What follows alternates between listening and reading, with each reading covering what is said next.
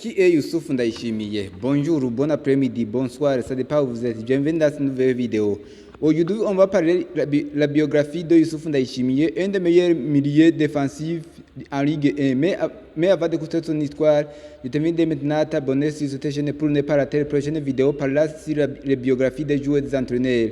Si tu es fan de Youssouf Ndaïchimiye, si tu es burundais, veuillez s'abonner, faire j'aime, partager cette vidéo et commenter.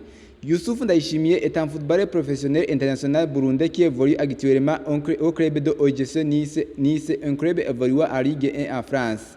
Il est actuellement considéré comme le meilleur joueur burundais. Alors, qui est Youssouf Ndaïchimiye?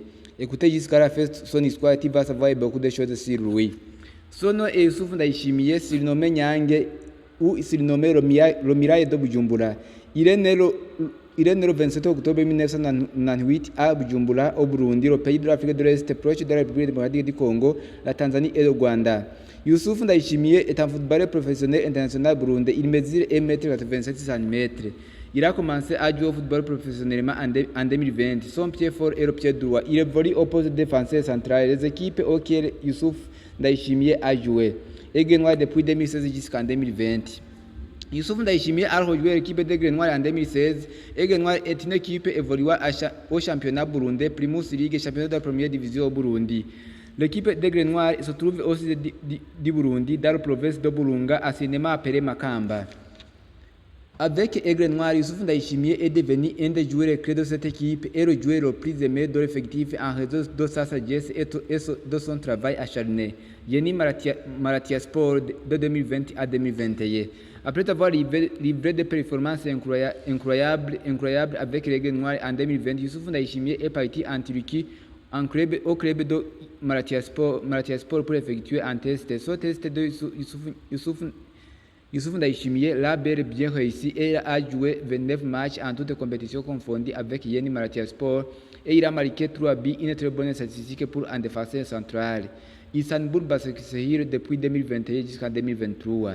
Après avoir réalisé des performances incroyables avec l'équipe de Yeni Malatyaspor en 2021, Youssouf Ndaïchimiye a rejoint l'équipe de Istanbul Basaksehir, une équipe évoluant dans le championnat de la première division turque et l'une des meilleures équipes en Turquie. Avec Istanbul Basaksehir, Youssouf Ndaïchimiye est devenu un des joueurs importants de cette équipe. Il a joué 75 matchs et il a marqué 8 buts. OGC Nice depuis janvier 2023. Le 31 janvier 2023, Youssouf Ndaïchimiye a rejoint OGC Nice, une des meilleures équipes en France. L'OGC Nice évolue en Ligue 1 championnat de la première division en France et l'un des 5 grands championnats européens. À son arrivée, Youssouf Ndaïchimiye a signé un contrat de 4 ans et il a été transféré à 11 millions d'euros. Il est devenu le premier transfert le plus cher de l'histoire d'un footballeur burundais. À Nice, Youssouf Ndaïchimiye est devenu titulaire indiscutable et l'un des joueurs clés de cette équipe. Youssouf Ndaïchimiye est aussi un joueur très aimé dans l'effectif niçois en raison de son intelligence. Youssouf Ndaïchimiye est surnommé par les fans de Nice le Mire de Bujumbura. En 2025, Youssouf Ndaïchimiye brille comme une étoile polaire pour guider cette équipe de OGC Nice, une équipe du sud-est de la France. Après avoir réalisé des performances incroyables, les différents médias français ont attribué de bonnes notes à la fin des rencontres à Youssouf Ndaïchimiye. L'équipe de OGC Nice fait confiance à Youssouf Ndaïchimiye en lui attribuant le rôle de vice-capitaine de l'effectif.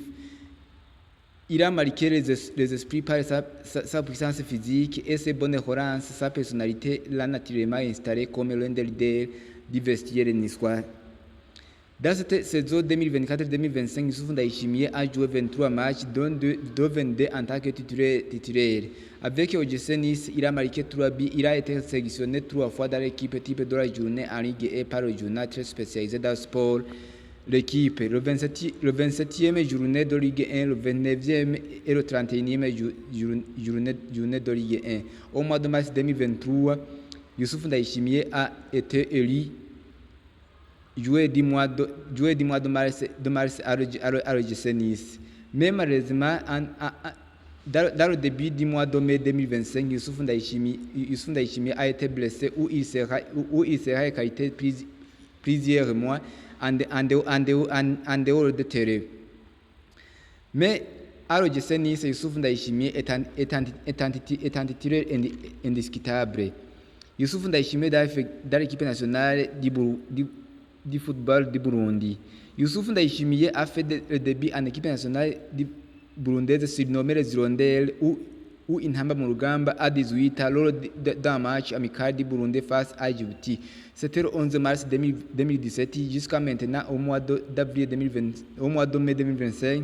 Youssouf Ndaïchimi a disputé 17 matchs en équipe nationale burundaise et il a marqué un but.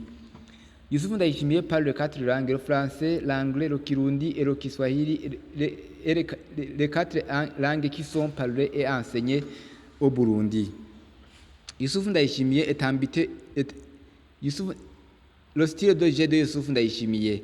Youssouf Ndaïchimi est un buteur en joueur et polyvalent car il peut évoluer en défense centrale au milieu du terrain. Youssouf Ndaïchimi a l'habitude de se montrer efficace dans la zone de vérité efficace car présent puisqu'il touche en moyenne des ballons dans la surface adverse chaque match.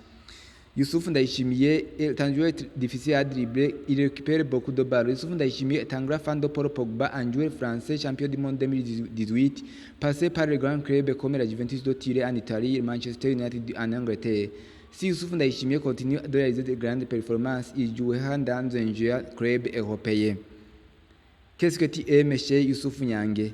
Dites-nous dans les commentaires. Avant de partir, je t'invite dès maintenant à t'abonner sur cette chaîne pour ne pas rater les prochaines vidéos parlant sur la biographie des joueurs et des entraîneurs. Si tu es fan de Youssouf Niangue, si tu es burundais, veuillez s'abonner, faire j'aime, partager cette vidéo et commenter. Mettez les drapeaux dans les commentaires burundais. Merci.